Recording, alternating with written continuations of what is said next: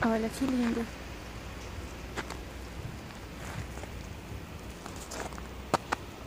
Isso é um condomínio.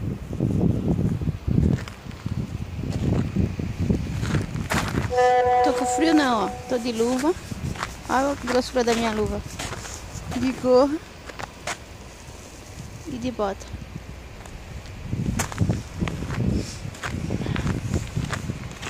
Tá frio não. Senão estaria andando aqui. Não ia aguentar não. Olha que coisa linda.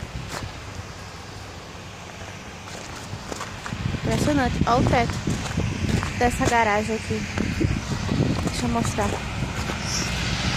Olha, muito bem, tô me mirando aqui.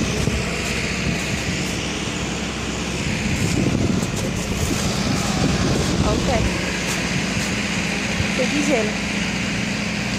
E aquele cara vai passando com o carro e vai tirando o gelo. Pra gente tá circulando. Tchau.